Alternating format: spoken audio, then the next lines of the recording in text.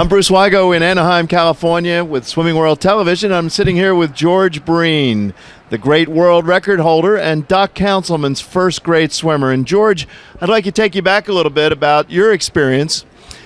You went to Cortland State as a rower, and Doc Counsilman was there as a swim coach. How did you get on the swim team? Well, I just went out for the swim team because at Cortland they didn't have rowing. And so I had no choice to do something, and I knew I could swim, and I was the best swimmer back in my rowing club back in Buffalo. So you started training with Doc Counsilman, and the rest is history. But tell me a little bit about that history at Cortland State. What was the record? What was the swim team like when you were there? Well, the swim team hadn't done much before that, and Doc made a lot of changes, and of course the training that went on. But I swam there actually 4 years and then an extra year. We were there 5 years, and it just started out from the beginning.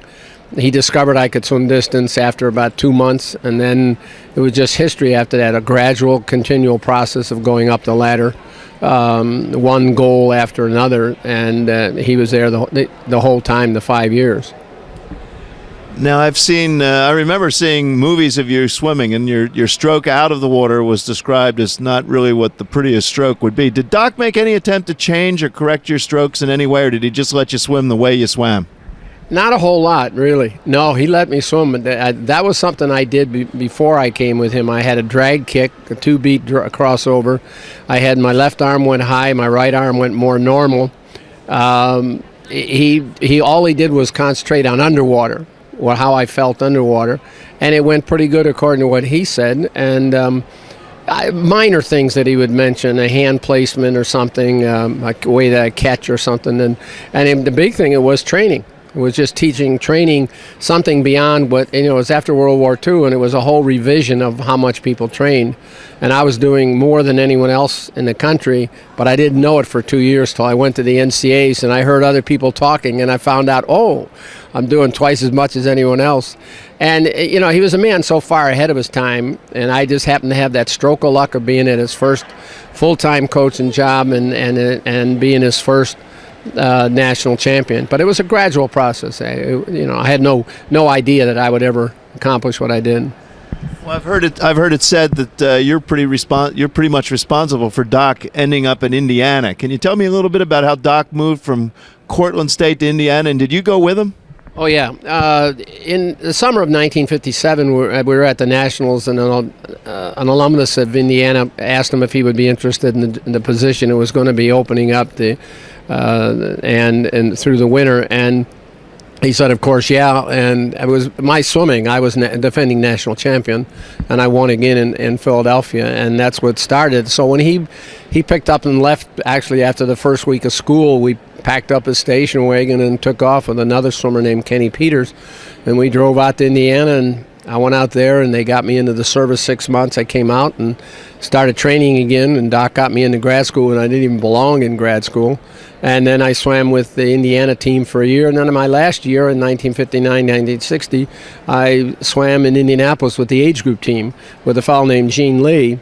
But I consider that Doc was my only coach for my whole career, which is an unusual thing for a world-class swimmer. Of course, today no one would fall in that category because I didn't start swimming competitively until I was 17. Went into the Olympics in Melbourne as the world record holder, and there was one of the great races of all time with Yamanaka and Murray Rose. And what are your thoughts when you think back of that race?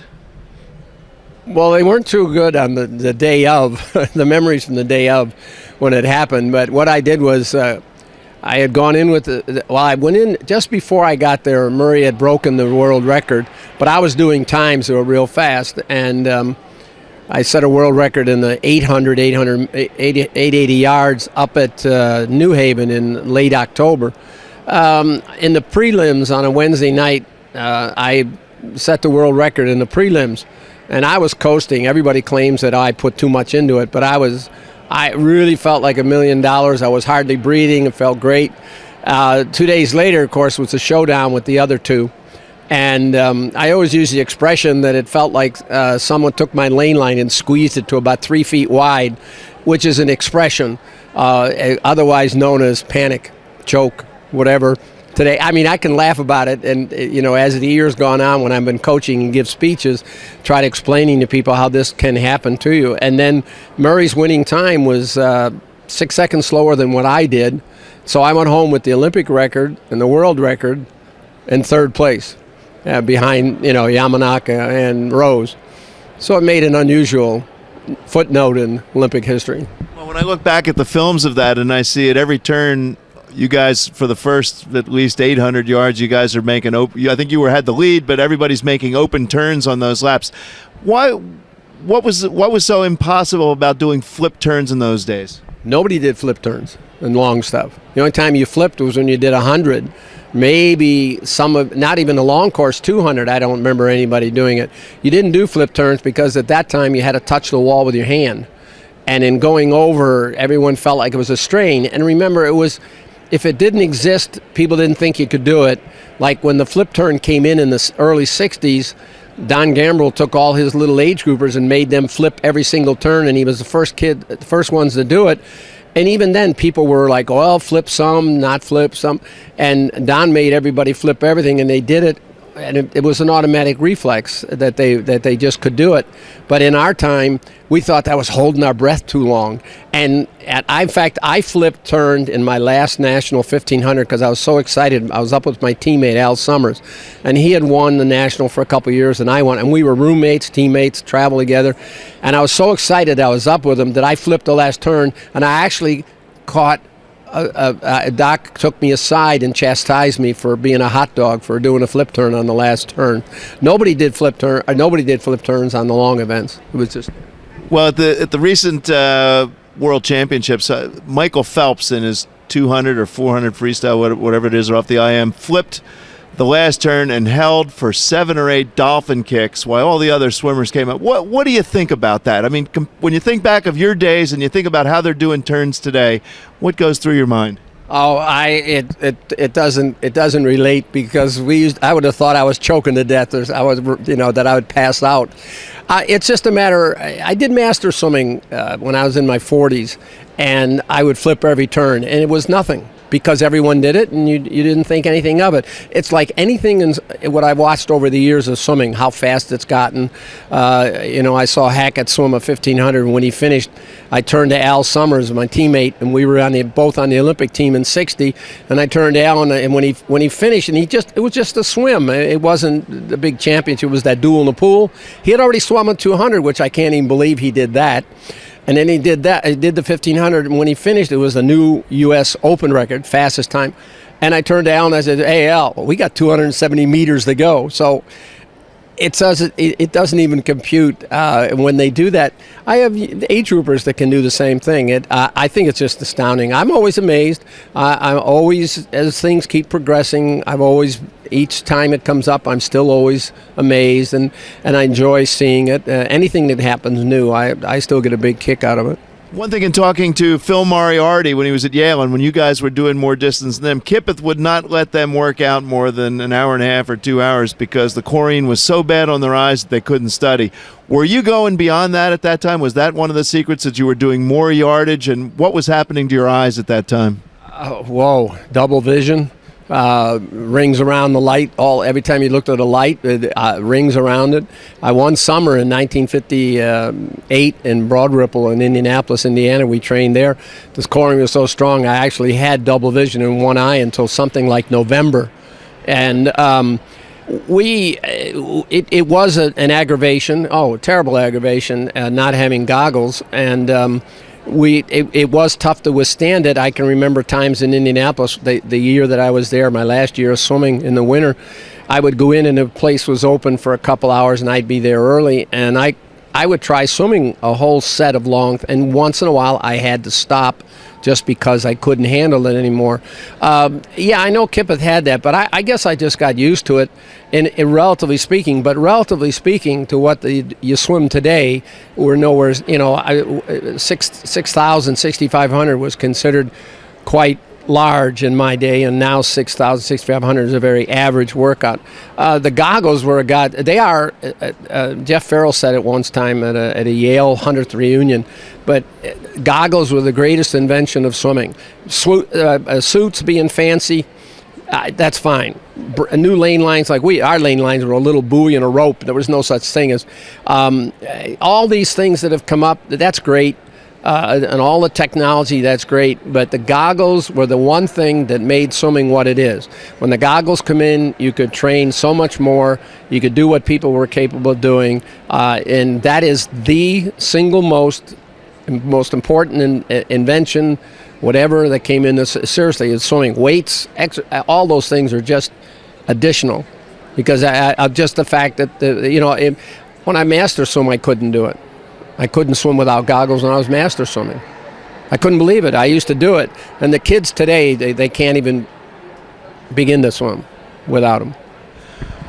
Well, as you very well know, Doc Counsilman was really one of the leading minds behind the creation of the International Swimming Hall of Fame. Did he ever give you a sense of the history of the sport? Oh, yeah. That's what I grew up on. He immediately showed me the books with the national champions ever since day one in the early 1900s. In fact, he used to have me compare myself, how fast I could go compared to what years and champions. And we learned all about all the names, all the champs and stuff. In fact, I have an original copy of Swim World, number 1 and 2, that Kipeth had put out in 1952 or 53 that he gave me afterwards.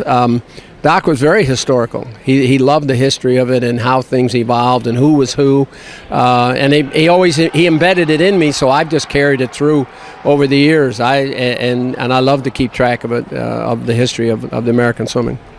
Well, you also mentioned something about a fellow named Ralph Flanagan, and you had something.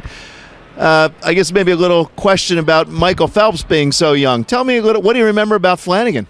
Well, I learned who Ralph Flanagan was. I didn't realize that at the time that he was the youngest swimmer on an Olympic team in, 32 or something. But what happened was that when this article came out, when Phelps made the team at 15, it stated how Michael was the youngest swimmer since Ralph Flanagan. Well, that was an instant recall for me because I had learned about him by reading how many times he was national champion. But the papers nobody ever published. They just said a name like Ralph Flanagan, period. And they never mentioned that he was one of the great swimmers of his era as he grew older, and he won many national titles, indoor, outdoor, distance, all that.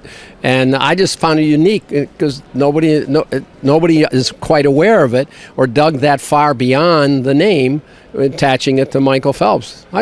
Just one of those unusual things. But I had no way to publicize it. So Doc really did stress that whole history. Oh, absolutely. All everything. The Duke Kahanamoku, Weissmuller, the whole thing, how Weissmuller trained. A shower, a little swim, and another shower. That was his training. But, and bringing up the names and the famous Hawaiian name. Of course, he went to school with some of them.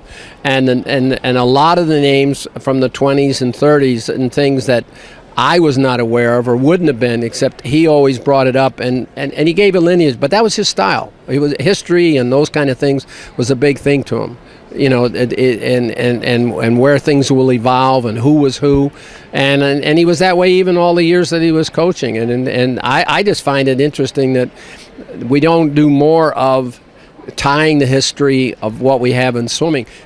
Now you mentioned the Broad Ripple Pool. Tell me what your recollection is of the Broad Ripple Pool. Massive. It was 100 meters long, about 60 meters wide. It was like a lake, and the bulkhead for the racing course was out in the middle.